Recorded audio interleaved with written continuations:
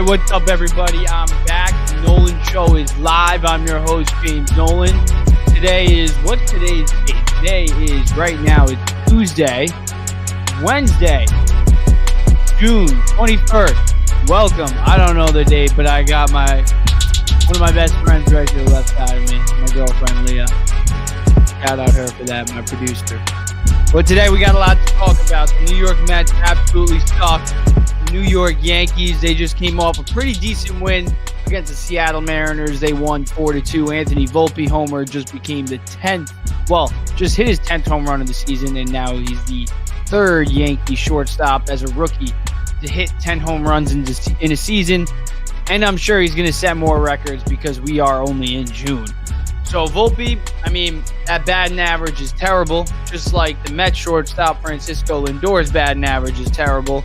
Both shortstops having a pretty down year, but still got a long way to go. But speaking of long ways to go, it's actually a short way to go for the Mets. They got to start picking things up now. Jeff McNeil was talking about it, when they lost last night. The time is now to pick things up. And what did they do today? They lost 10-8. Their pitching has been absolutely atrocious. And that's what it is. I know their offense sucks, and I'm going to get on the offense. I'm not going to get on the offense because, quite frankly, they put up 8 runs today, but you see it. They've scored 2 or less runs, I think, 24 times this year so far. But the ERA, 4.62 right now, 25th in the MLB. That's not what you want. Going into this year, the Mets' strength was supposed to be the pitching. It was Verlander, Scherzer, Kodai Senga, Jose Quintana, who I know he's on the IL now, but it was supposed to be those guys. It was supposed to be Tyler McGill and David Peterson coming in on the back end and making starts when need be. But it just hasn't. And mainly, it's been Verlander. Scherzer, I know he had a great start the other night. 8 innings, phenomenal. But quite frankly, he hasn't done it consistently. His ERA is still skyrocketed in the 3s. Verlander is way over 4. He's been terrible all year. Like Evan Roberts said, Justin Verlander has been a mercenary piece of crap on the field. It's just a fact. Look at the numbers. They do not lie. When it comes to pitching, the New York Mets are terrible as a whole. But when it comes to pitching, the Mets are one of the bottom feeders in the MLB right now. And it's embarrassing when the two front of the end guys, two of the guys at the front of the rotation, Verlander and Scherzer, first ballot Hall of Famers. They're getting paid more money than they ever did in their entire careers. And they're just taking a dump in New York right now. That's what they're doing. Scherzer, Mets fans owe him nothing. So if you're going to defend Max Scherzer as a Mets fan, you're stupid. Because quite frankly, he's actually hurt us more than he's provided for us. When he was with the Washington Nationals, when he was with the LA Dodgers, and then now with the New York Mets, when he shit the bed against the Atlanta Braves late in the season. And the same thing against the San Diego Padres. And the same thing a couple weeks ago against the Atlanta Braves in one of the biggest series of the year. Now, I get the 8 innings the other night. I get it. But it's just not enough. I'm not convinced yet. I am not convinced whatsoever on Max Scherzer doing that consistently. I need to see a couple more starts like that. But Verlander, you got to be concerned with him a little bit. You got to be concerned with Justin Verlander. He's been a mercenary piece of crap, just like Evan Roberts has said. Quite frankly, Scherzer's giving you some hope. The 8 innings. And, Verlander, he's been good too. We've seen it. But the inconsistencies from both of these guys is a serious problem. Kodai Senga, he's got a little bit longer of a leash. When you look at Kodai as a whole this year, he's been pretty good, especially at home. He hasn't let up more than 3 earned runs all year at home. So Kodai, I'm not worried about. He's got 5 more years on that contract too to prove that he can become what we thought he could become. And he has been our best pitcher this year too. And it's sad because it's not like Kodai has been at least what I expected. Now, Kodai has been great, but he hasn't been dominant all year. We've seen it in flashes. But once we see Kodai consistently be dominant, he has a potential to be one of the best pitchers in the MLB. But Scherzer and Verlander, they should be two of the best pitchers in the MLB right now. Not eventually, not in a couple weeks, not in a couple starts. It should be right now. So what Scherzer did the other night, it's not, yay, yippee-ki-yay, Max Scherzer is back. No, that's what Max Scherzer should do. That's what we should expect from a guy who, when he retires, he's going to go to the Hall of Fame in a couple, right after he retires, once he's eligible for the Hall of Fame. He's a guy who's won a World Series title. He's a guy who has multiple Cy Youngs. So we got to see more from Scherzer. We got to see something from Verlander, because that's who we're looking at to turn this season around. Obviously, I'm going to be looking at the bats like Lindor and Alonso to pick their batting averages up, because, yeah, they're hitting for power. Great. But in key situations, they've come up short time and time again. Just like today, we saw it. A couple days ago, we saw it with Lindor. Now, I get it. The power numbers are great. They're fantastic. But Lindor and Alonso are not, they're not Joey Gallo and Kyle Schwarber like players. They're Pete Alonso and Francisco Lindor. I hate when we say that Francisco Lindor is having a good season because he has a lot of home runs. No, he's having a terrible season because he's hitting 217. I hate when we say Pete Alonso is having a great season, but he's not. He's hitting 217. Lindor's hitting 213. That's my mistake. But the point I'm trying to make is Lindor and Alonso, they were the guys who led as a duo, they were probably one of the best duos offensively last year. This year, I get it. The power numbers are there. But the batting averages of these two guys is outright terrible. And I'm sick of everyone saying batting average doesn't matter. Batting average doesn't matter, right? Well, when you look at the Atlanta Braves right now, they're 47 and 26, right? We're far, far behind them. You know what they are in batting average in the entire league? Second.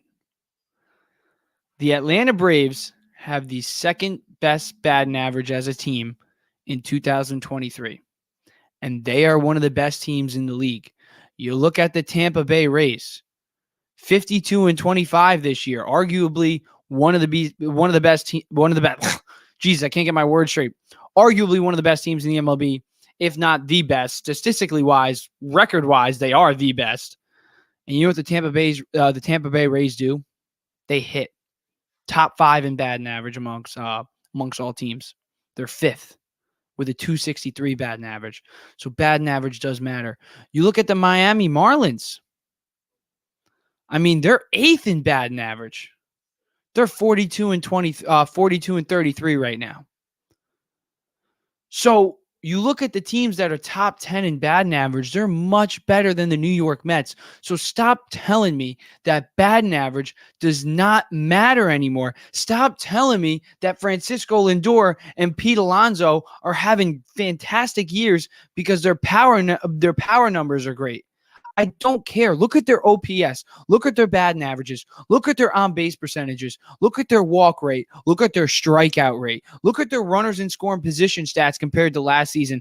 It's drastically different. They are having Francisco Lindor had a terrible year in 2021, but he's having an even worse year in 2023. And Pete Alonso is by far having the worst season he has ever had yet. I don't care that he's hitting all these home runs. I do not care. His batting average is terrible. His OBP is terrible. With runners in scoring position this year, he has failed time and time again. And the same is said about Francisco Lindor.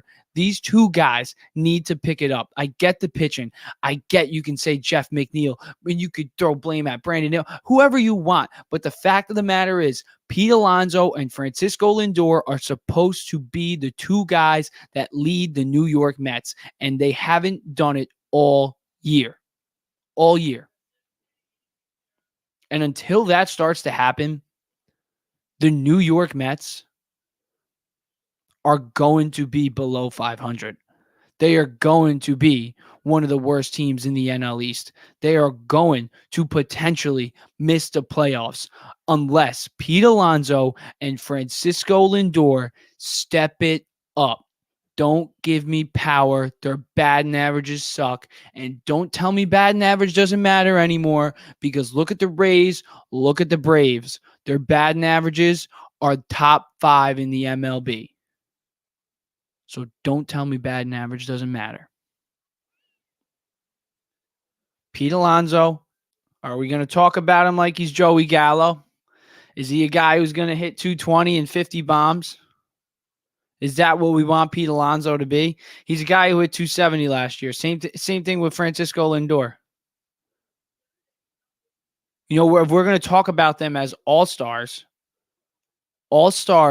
figure it out. I saw one guy on actually Twitter call it, oh, it's a slump year for Francisco Lindor. He's a superstar. He has 7 more years on the cut. Dude, slump year? Dude, slump year. Some guys go in slumps, but slump year for a guy like Francisco Lindor, that's unacceptable. I'm sorry. I think everybody knows right now that Francisco Lindor can play 10 times better than he has so far with the New York Mets. And if you say I'm wrong, then you just don't think Francisco Lindor is that good of a baseball player, because he was a guy who made 4 all-star teams. He was a guy who had 3 seasons in a row where it was 30 plus home runs in 3 consecutive seasons. Like I said, the 4 all-star appearances. And don't give me, juice ball, 3 consecutive seasons, 30 plus home runs.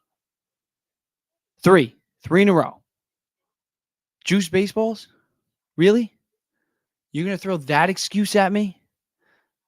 Is that why he had the 10 times more total bases when he was with the Cleveland Indians? Well, Cleveland Guardians. Lindor can be better. Alonso can be better. And Jeff McNeil too. Because I'm getting on those guys. I got to get on Jeff McNeil, who's at a 194 batting average in his last 10 games. And that's bad. That is bad. His batting average has dipped below 270 on the season, and that is alarming. That's what we saw from Jeff McNeil a couple of years ago, and he's just not that guy. We all know Jeff McNeil, the reigning batting champion, is a guy who hits 300 plus. Everyone in this lineup is having a slump. Steve Cohen needs to make a change. Whether it's a hitting coach that gets fired or Buck Showalter that gets fired, when it's McNeil, Lindor, Alonso, even Nimmo has been struggling as of late. Marte, obviously, all year. Vogelback had to take a mental health break. That's how bad he was doing, even though he's hitting 333 in the last 3 games since he's been back. The Mets need to make a change, and you can't fire 26 guys on the roster. You can't get rid of Pete Alonso, Francisco Lindor, Brandon Nimmo, Jeff McNeil, Starlin Marte. You can't get rid of those guys. But the one guy you can get rid of is Buck Showalter, and Buck Showalter should be on the hot seat. He should be on the hot seat. And if he's not on the hot seat, then why hasn't anybody been fired? Because we're all dying also, too. The Mets fans have been always on Billy Epler, too. Billy Epler. Me too, Billy Epler. Billy Epler sucks. He got his Vogel back, and he got his Darren Ruff, Tyler Naquin, Michael Givens. He had a terrible trade deadline last year, and he did nothing with the Los Angeles Angels. He wasn't our first option when we wanted a new general manager. I'm not saying he wasn't a good hire, but he wasn't a good hire. That's why there's rumors about him being replaced already. So, but what Billy Epler needs to do is obviously make a big-time trade to save the season. But why should he?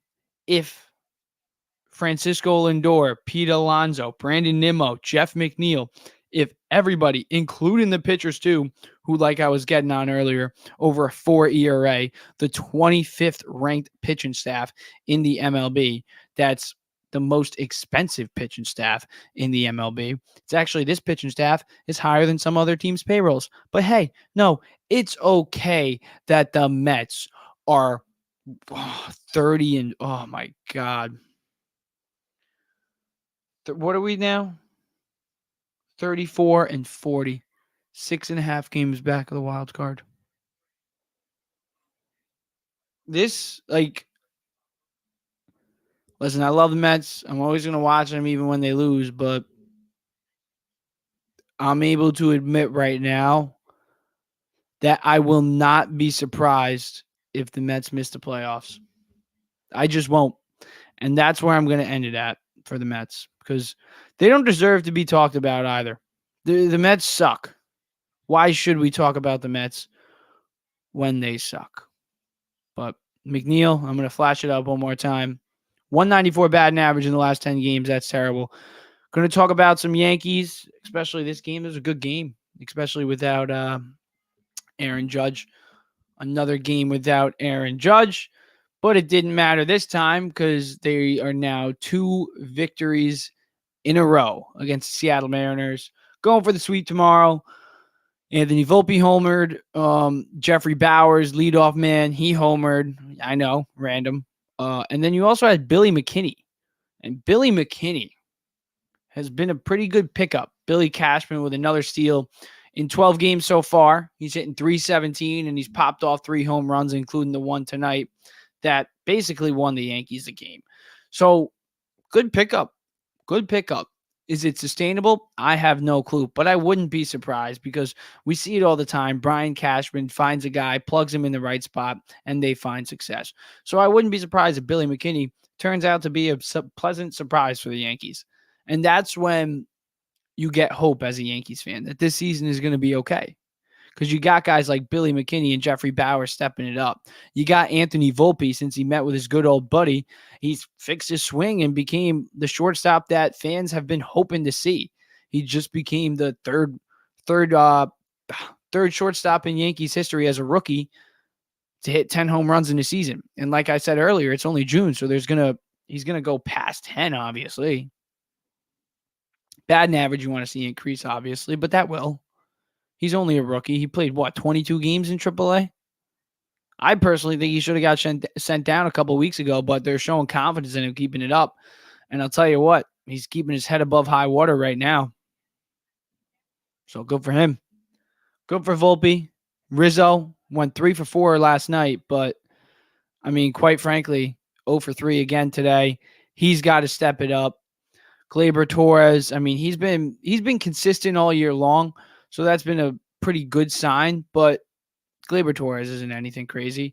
You really need Aaron Judge back. The Yankees really need Aaron Judge back, but a win today, Johnny Brito, I mean, he came up not out of nowhere, but having a couple bad starts in the AAA.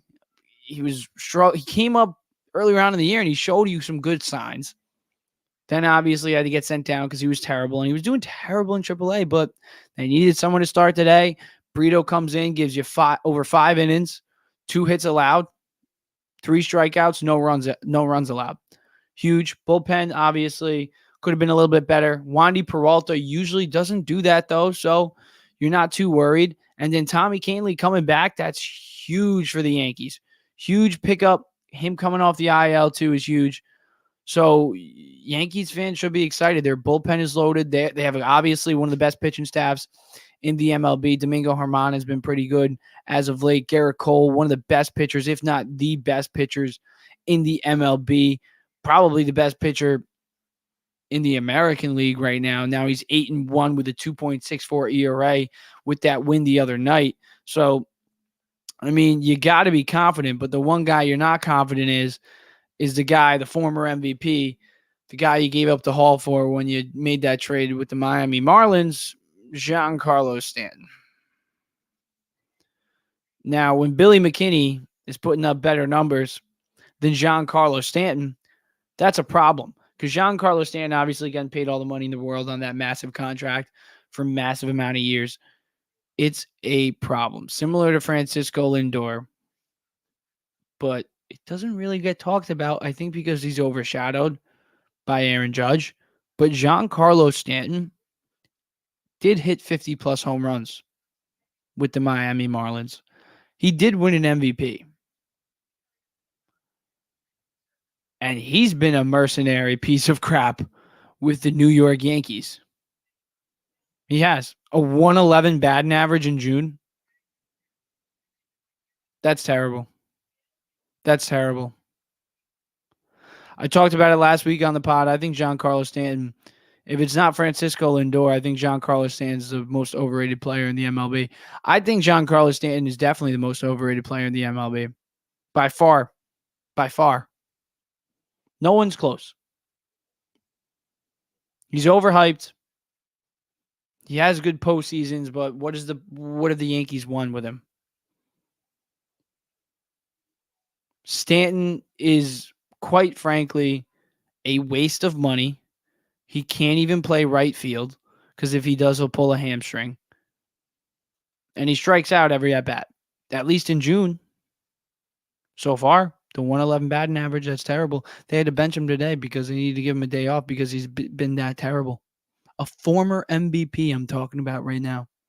And it's not even like he's over like 35 years old or anything crazy. He's in the prime years of his career. Giancarlo Stanton is a trade bust. He is a trade bust. I think we can officially call Stanton a bust. Now, obviously, he has a long time to prove me wrong and change that narrative. But right now, Giancarlo Stanton has been a bust. As of today, June 21st, Wednesday, Giancarlo Stanton sucks. So, Anthony Rizzo obviously has to get going, but like I said, he's been consistent all year, and he's a former World Series champion, but Yankees just need Aaron Judge back, and there's no return set. They're 11-14 with that win today without Judge in 2023. So, with him, they're a completely different team. Their offense is 10 times better. And by the way, before I do rip on the Yankees as a whole, let me rip on Josh Donaldson. Josh Donaldson, I think he's the worst New York athlete that has ever played New York sports. He's annoying. I don't think any Yankees fan likes him. I don't think any baseball fan likes Josh Donaldson. I don't think any baseball player likes Josh Donaldson. He sucks. He's washed up. He needs to retire. A 133 batting average on the year. That's a former MVP. And great. He had a great career. A couple years ago when he was with the Atlanta Braves, he had a little bit of a resurgence. He won the MVP with Toronto, obviously. Really good years with Oakland. But Josh, it's time to hang him up. He's not the player he once was. He never will be. His swing is so much further behind than it once was. He's late on everything. Donaldson needs to go. Cashman needs to get rid of him, or Boone needs to stop putting him in the lineup because he's terrible. But you don't really have that many options because DJ LeMahieu sucks now too.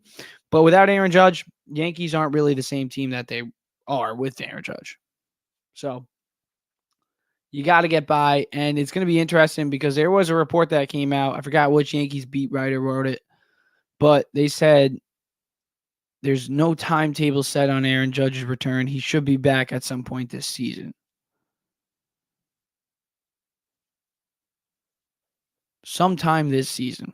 Yeah, I know Boomer and Gio were talking about it, and Greg Giannotti was really pointing it out that, it is an interesting thing to say. And he did slam his foot. Like, I know they said it was a toe, but maybe the Yankees are hiding something. Should we actually be more worried than we are? Is Aaron Judge potentially more hurt than he is? Could Aaron Judge miss the whole season? I don't know. We will find out, but listen, I wouldn't be surprised. I really wouldn't. That looked like it hurt. When he broke that wall against the LA Dodgers, who has been underachieving all year. I mean, that's a quick blow to blow up, stub your toe against them. But listen, he looked like he hurt more than his toe. I'm not going to lie. And the adrenaline rush, obviously, that might be why he finished that game. But It's definitely going to be interesting to see what is actually going on with Judge. So keep an eye on that. Overall, though, good win tonight, though. Johnny Brito, man, solid outing, coming up in a good spot start. 5.2, like you see right there. Only 2 hits allowed against a good Seattle Mariners team. Obviously, the record doesn't say it, but the Mariners are a good team. And then Billy McKinney, man. I mean, my guy. Billy McKinney is going off. He's keeping you afloat. Keeping you afloat. Just keep swimming, Yankees. Just keep swimming. Stay in it, and you're golden. All right, but let's take a quick break on the baseball talk. Take a quick commercial break, and then we'll get right into some Knicks trade rumors. Is Obi Toppin gonna get traded in the next couple of days? What should the Knicks do with RJ Barrett? What should the Knicks do with Julius Randle? He spoke to Paul George the other day, and he spoke very highly about himself, Jalen Brunson, and the Knicks as a whole, and Thibodeau. A lot of praise for Thibodeau. Going to talk about Jalen Brunson potentially being the top 5 point guard. We're going to get into the Karl Anthony Towns rumors, the 3-time NBA All-Star, 2-time All-NBA player, and of course, the baby mama drama. Zion Williamson, are we actually interested in him? We're going to talk about it next on the Nolan Show. And even after Ohtani, what do you think? What do you think about Steve Cohen as a whole? Like, you think this guy? What do you think he did for this Mets franchise so far? Yeah, I think starting with the first half of the question, Ohtani's certainly on the table. The biggest barrier in the Mets' way from them landing him isn't dollars, but it really is just preference. If Ohtani still has the same preference that he had entering the MLB, which is West Coast, then the likelihood of him landing with the Mets isn't as strong as, say, the Dodgers, who, while the Dodgers might not be able to put up the highest dollar for Ohtani the way that the Mets would, it wouldn't be shocking if Ohtani, say, took a slight pay cut from the Dodgers versus what the Mets offer would be. They weren't drastically different to stay in LA, that area, to be with the Dodgers and be on the championship winning type organization still. So that is the biggest hurdle in landing him. But rest assured, we've all known by now that when Cohen has his eyes set on someone, he's going to do everything physically and humanly possible to acquire them. And, I don't expect a Carlos Correa, broken ankle type situation 2.0 here with Ohtani. So rest assured, if the interest is there, which we all know it is, the Mets will at minimum do their due diligence and give a valiant effort in landing him. And should they not, especially, then you look at the Manny Machado. I think either way, the Mets are in a strong position to land one of the top free agents next year. It's just a matter of if it's going to be the best player in baseball or is it going to be one of the best third basemen in the game. So, yeah, we'll discuss that more as we get closer to the trade deadline, depending on where the Angels are at and things of that nature. But, yeah, they will certainly be involved. And to answer the second part, yeah, Cohen, I mean, everything that I say by now, right? He's just done an amazing job as Mets owner over the past couple of years. I had the privilege of meeting him a couple months ago, back in early January at a Mets event, and he was just, exactly what you would expect him to be. I mean, just the fact that he goes so out of his way constantly to interact with fans, people, media, just really showing that the only difference between you and I and Cohen is the dollars on our net worth. Aside from that, the same interest level is there when it comes to being a diehard true Mets fan. That is what was the focal point in him buying the team in the first place. It wasn't because of this being a superior investment long term. No, it's because he wants to bring championships to Queens as a desperate fan, and I don't blame him. I would do the exact same thing if I had the money to back it and if I were in his shoes. So everything he's done from top down, not only in the organization with the amount of funding for the roster, which is right around double more that he's spent on guaranteed contracts alone since he became an owner, which is around $1.4 billion than the next closest owner in baseball over the past couple of years, which is Steinbrenner of the Yankees, around $880 million. Aside from investing a record amount of dollars over that period of time, with on-field product, it's off the field. It's with the coaching staff with Showalter, Epler, the hundreds of thousands to millions of dollars that he's also spending in the analytics department, which is something that the Mets didn't even have when Cohen became owner. It's from the smallest things to the biggest things to the medical staff. I mean, everything and everyone that is currently a part of the Mets organization is making this look night and day from what it was just a couple years ago. And it just shows you that, yeah, having a lot of money certainly helps, but knowing how to properly allocate it into every single area of need and just to give you superiority over the next club as a rival, either in the division or just going for a championship as a whole, will certainly help do wonders for a team. And that is the case with Cohen and these New York Mets. Beyond grateful to have him as.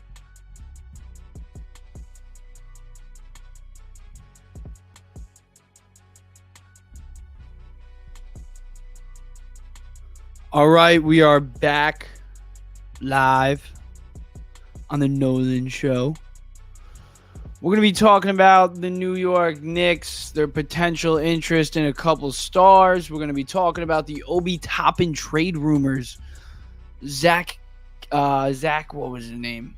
Fred Katz of The Athletic came out today and reported that Tom Thibodeau and Obi Toppin basically, got into it after Game 4 in the locker room and had some kind words to exchange with each other.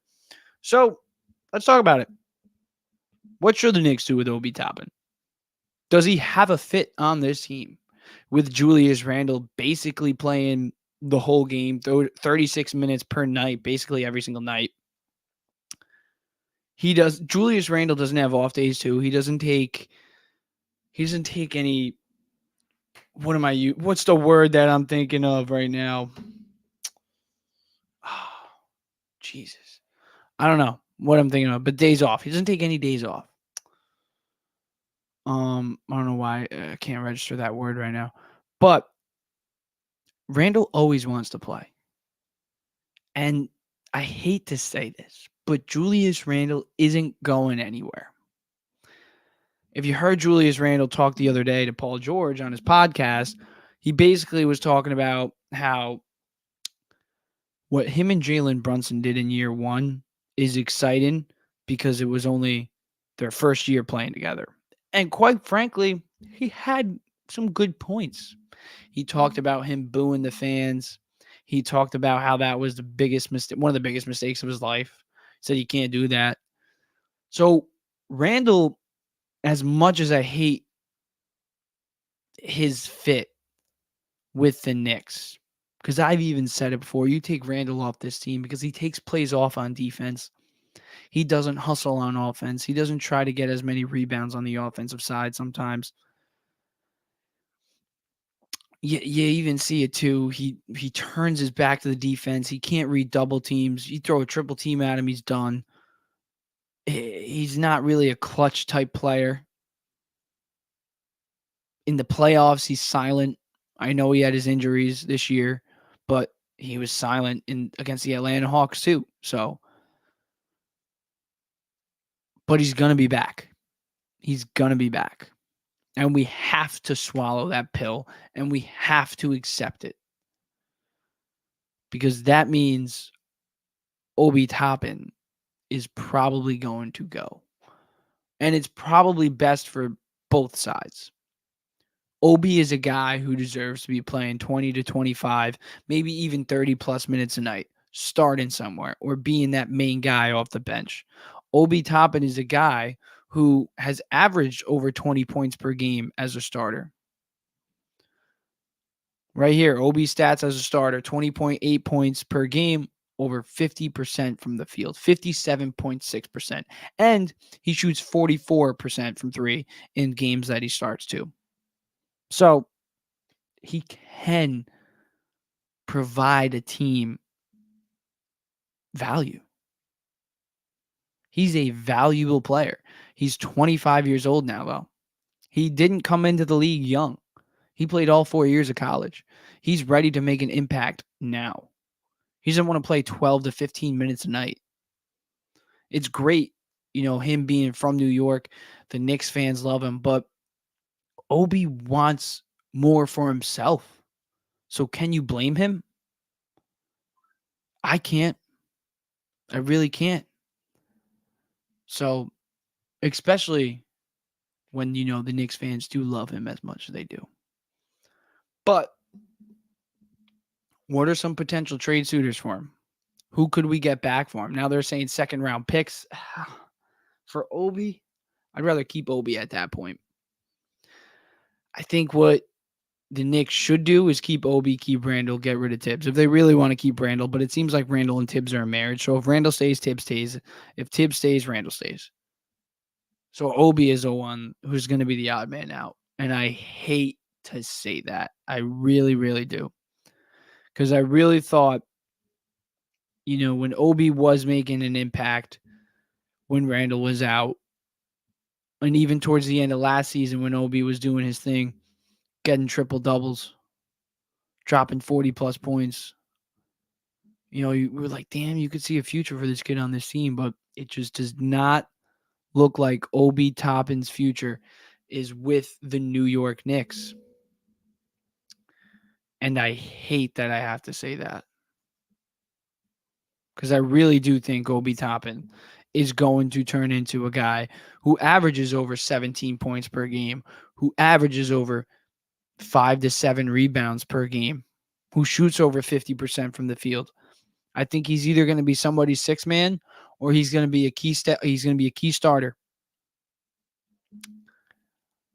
And it could have been with the Knicks, but we had Julius Randle.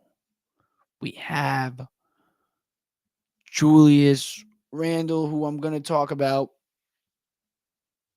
What should the Knicks do with him? He's a 2-time All-NBA player with the Knicks, so it's like Leon Rose loves him.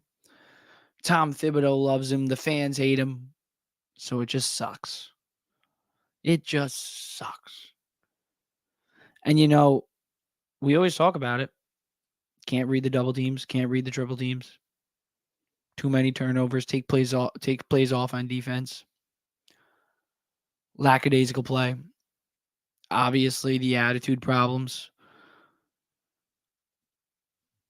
It's not pretty. No wonder the fans hate him. But he is a 2-time All-NBA player.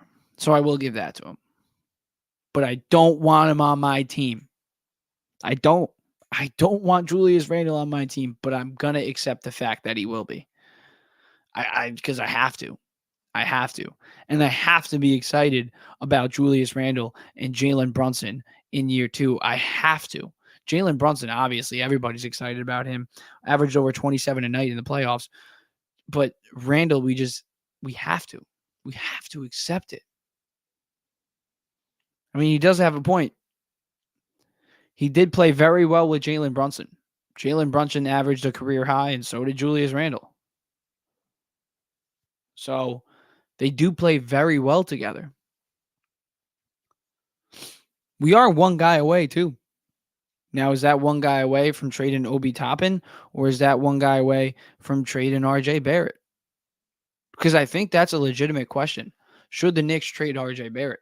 Will the Knicks trade RJ Barrett?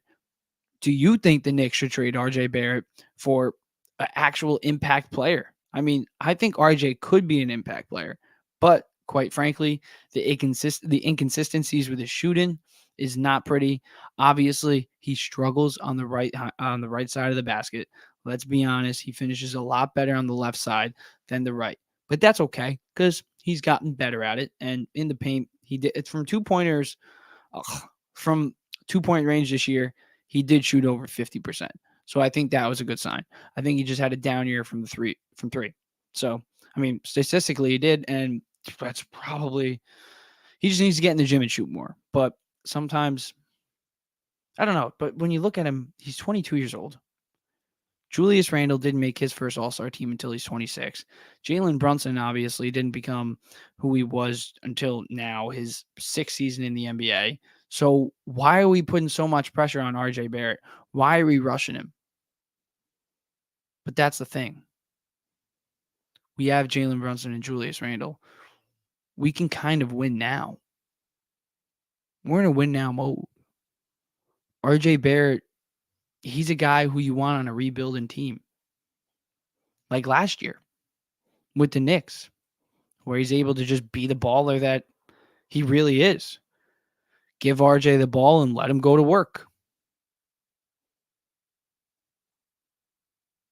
But quite frankly, if RJ Barrett can get the Knicks a guy who can be a part of that big three with Jalen Brunson and Julius Randle and whoever, then I think the Knicks should package RJ Barrett, Obi Toppin, and potentially a couple picks for a legit star. Now, is that star? I don't think it's Zion. It's not Zion. I put the thing up there because I just wanted to put it up there. Zion is not coming to the Knicks. I don't want him. I don't ever want Zion Williamson on the Knicks. RJ Barrett is better than Zion. So, no, don't give me Zion Williamson ever on the Knicks. He'd be useless on the Knicks. Why? Because he wouldn't play. I don't care about the baby mama drama. And yes, Zion is a generational talent, but he doesn't play basketball. In the playoffs, he didn't show up. Now, the realistic, like not even realistic, it's a dream. Nothing's realistic with the Knicks. But my dream, my wish, everybody has their wish. Every Knicks fan has their wish. I think it would be Cat. I think he would be the guy, not Zach LaVine. No, I don't want Zach LaVine. I don't want, obviously, Bradley Beal going to the Suns now. That options him away. Chris Paul coming here off the bench. No, I don't think that's the missing piece. And is Cat the missing piece? I mean, yeah, Cat, Randall, and Brunson. That would be a very good trio. But I just love the way Cat plays. I love the way, I think, if you pair up Cat with Tibbs again, I think, the defensive side of him would really come out. I think he could buy into that New York attitude of just owning it, owning the city. He's from here. He knows how to handle it.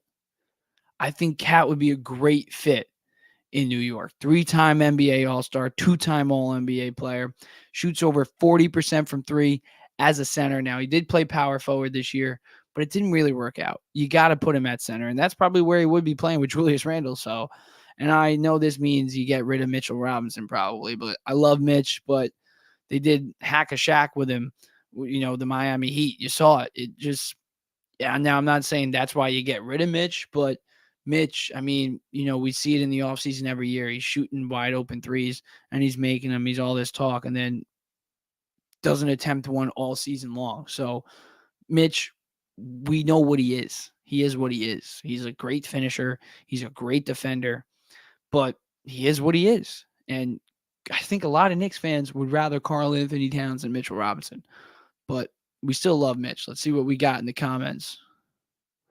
CP, yo, what's up, Chris? Embiid.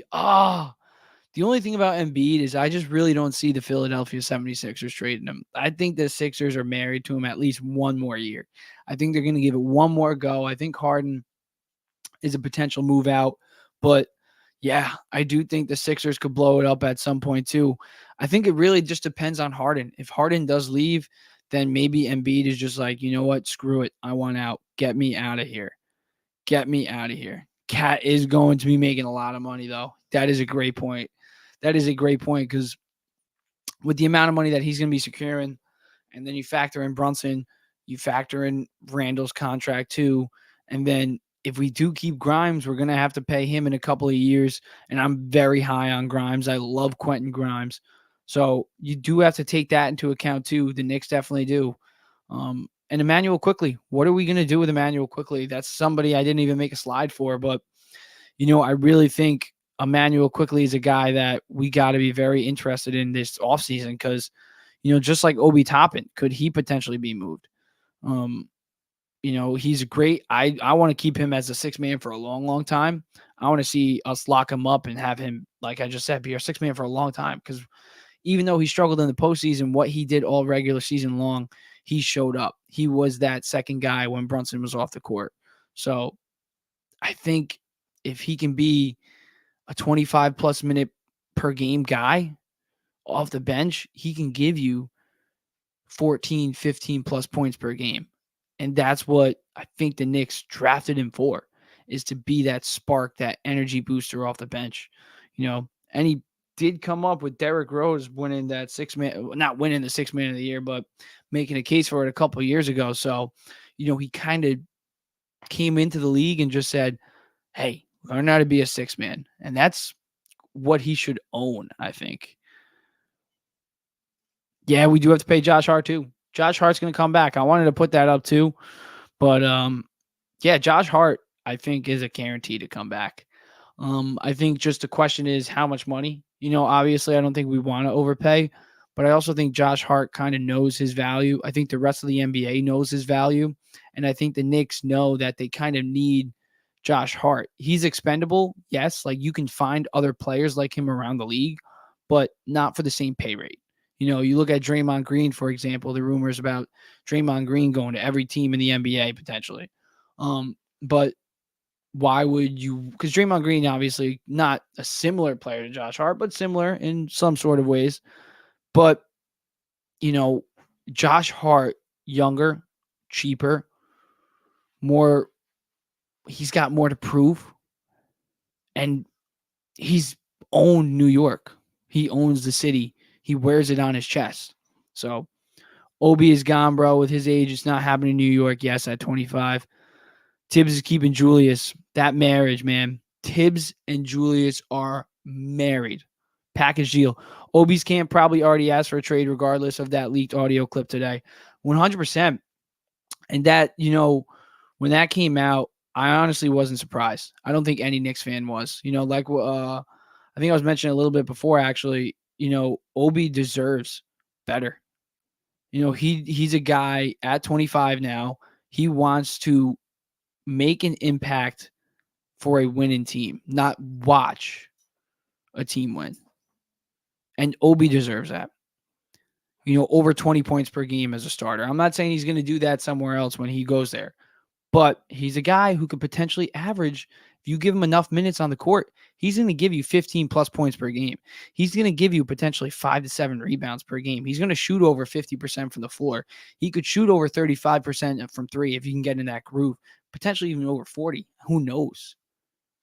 He was the leading scorer in college when he was a senior. So, I mean, he's a pure scorer. Now, yes, he does need to add a little bit more to his game moves-wise, but we haven't been able to really see what he has too, because he does only average less than 15 minutes per night in 3 seasons with New York. So, with Obi, I think he's definitely done. He's definitely done. Tibbs is not going to keep him, like you said, dude. And at his age, he needs to go somewhere to help a team win. And that's not with the Knicks. The Knicks need a backup power forward that is okay with playing 12 minutes a night, because Julius Randle's going to take up, obviously, the majority of the game.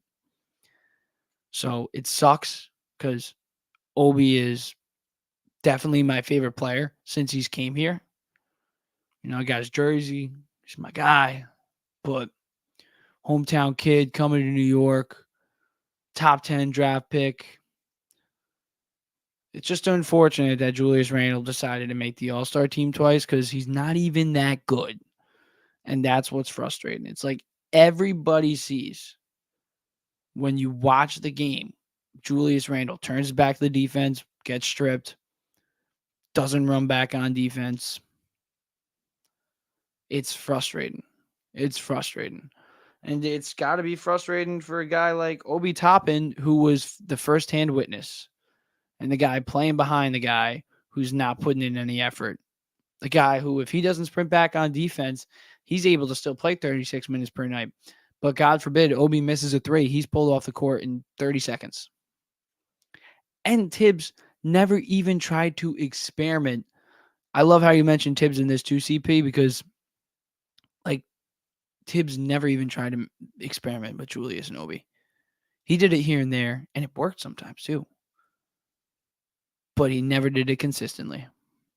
And that's what's frustrating even more. We never even got a chance to see those two play at the same time. And who knows? Maybe that's how Obi could have found his minutes. Because even him getting 20 to 24 minutes, even that off the bench, might keep him happy, because of the praise that he gets in New York. But when you play him less than 15 minutes a night, and he's a guy who's capable of playing 30-plus minutes per night, like you said, CP, his camp already asked for trade. So, Obi, RIP in New York.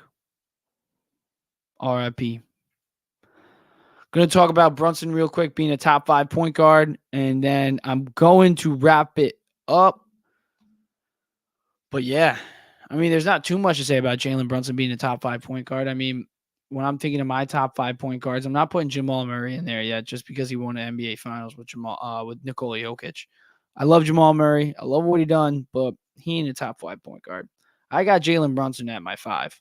I think he's right there at 5. Got Luka, got Steph, got Dame Lillard. Who's my number 4 again? Shai Gilgeous-Alexander. He's my number 4. So there it is. Luka, Steph, Dame, Shai. And then I got JB. And then probably after that, I'd probably go like John Morant when he's not holding guns.